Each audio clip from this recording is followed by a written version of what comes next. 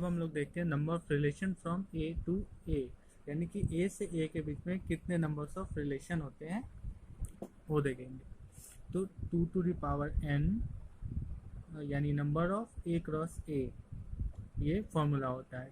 तो यहाँ पे देखेंगे, इसको इस तरह से लिख सकते हैं 2 to the power number of a multiply और क्रॉस नंबर ऑफ ए, इसको इज इक्वल टू करेंगे 2 नंबर ऑफ क्या ए क्या है, हम लोग सेट माने हैं ए को, है ना। तो इसमें नंबर्स ऑफ एलिमेंट क्या है 1 2 3 एलिमेंट्स हैं, इसलिए यहाँ पे नंबर ऑफ ए जो सबसेट है वो क्या होगा 3 होगा, और अगेन नंबर ऑफ ए क्या होगा 3 होगा। तो 2 टू द पावर 3 इंटू 3 9, और ये क्या होगा 512, ये होगा number of relation from A to A. ये हमारा इस सेट सबसेट को मान के हम लोग ने किया है। अब हम लोग जानते हैं टाइप्स ऑफ रिलेशन, है ना। रिलेशन 3 टाइप्स के होते हैं, रिफ्लेक्सिव, सिमेट्रिक और एक ट्रांजिटिव होते हैं। सबसे पहले देखेंगे रिफ्लेक्सिव रिलेशन की। इसका कंडीशन ये है कि अगर एलिमेंट ए रिलेटेड है एलिमेंट ए से, यानी ए रिलेटेड ए, तो फॉर ऑल, इसको कहते हैं फॉर ऑल, ठीक है।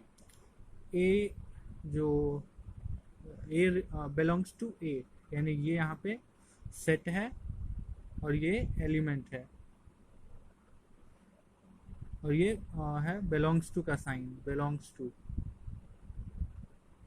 तो A related A for all A belongs to A element belongs to subset ए।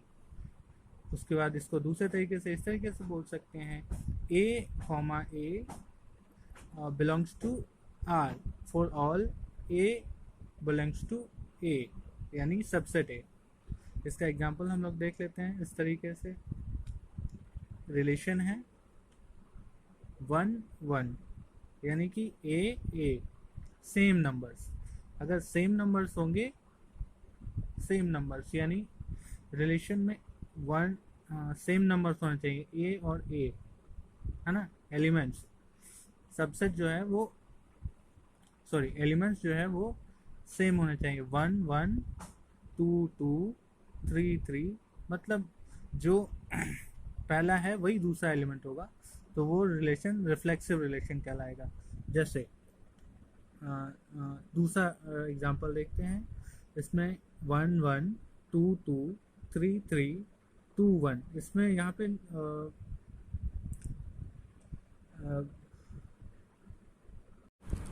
इसमें यहाँ पे 2 1 है, लेकिन फिर भी इसको नहीं लेंगे क्योंकि यहाँ पे ऑलरेडी 1 1 1 2 2 3 3, यानी रिफ्लेक्सिव रिलेशन जो है ए रिलेटेड ए से, इसका कंडीशन फॉलो हो रहा है, इसलिए ये भी रिफ्लेक्सिव रिलेशन होगा, है ना। अब हम लोग देखते हैं सिमेट्रिक रिलेशन।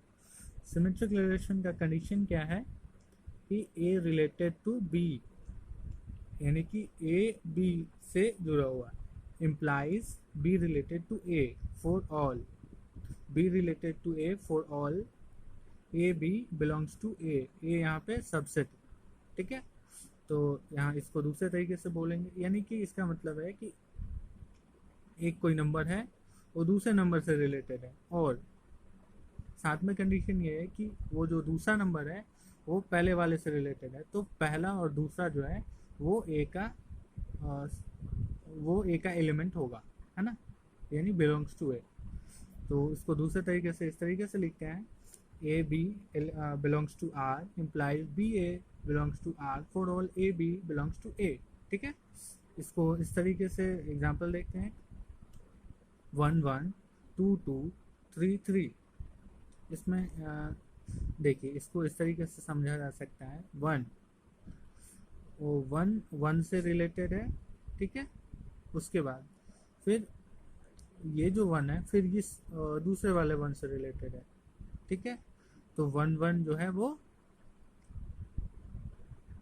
ए से, मतलब किसी भी सबसेट से उसके रिलेटेड होगा, यानी एलिमेंट होगा उसका।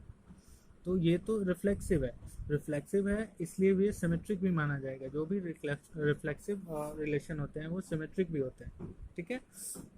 और ये दूसरा एग्जांपल देखते हैं। सिमेट्रिक का क्या होता है? कंडीशन है कि ए रिलेटेड बी, ठीक है, 1 2, है ना। उसके बाद उल्टा टू बी रिलेटेड ए, यानी 2 रिलेटेड टू 1, ठीक है। देन ए बी जो एलिमेंट होगा वो ए का होगा, यानी ये सिमेट्रिक रिलेशन है। इसमें 1 2 है और ये 2 1 है, उल्टा होना चाहिए। इसको क्या बोलते हैं? सिमेट्रिक रिलेशन, ठीक है।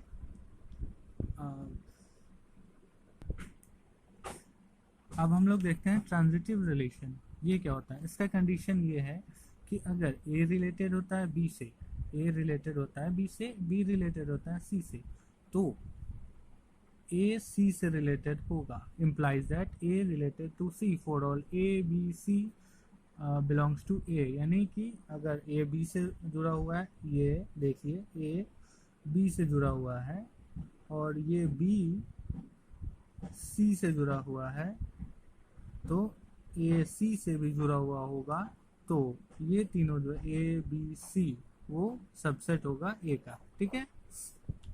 हाँ, इसी को दूसरा तरीके से बोलेंगे, A B element A B belongs to R, B C belongs to R, implied A C belongs to R for all A B C belongs to A. इसमें एग्जांपल से डिजिट में इस तरह समझेंगे कि यहाँ पे रिलेशन दिया हुआ है 1 1 1 2 2 1 2 2। इसमें देखिए 1 रिलेटेड है 2 से, यहाँ पे 1 रिलेटेड है 2 से, ठीक है। उसके बाद ए और बी, उसके बाद बी रिलेटेड है सी से, यानी 2 रिलेटेड है 1 से, ठीक है। 2 रिलेटेड है 1 से, तो 1 ए रिलेटेड होगा सी से, यानी कि 1 1, जो कि यहाँ पे मौजूद है।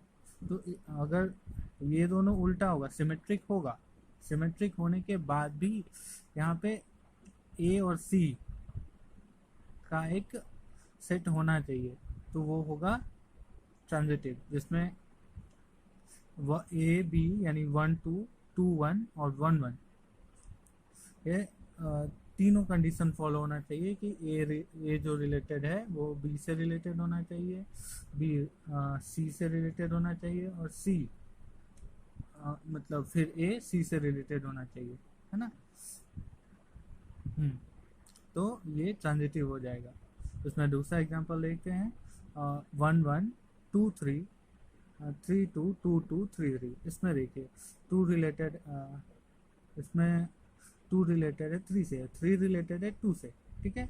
तो 2 रिलेटेड होगा 2 से, यानी 2 2 ये है, यानी ये भी ट्रांजिटिव होगा।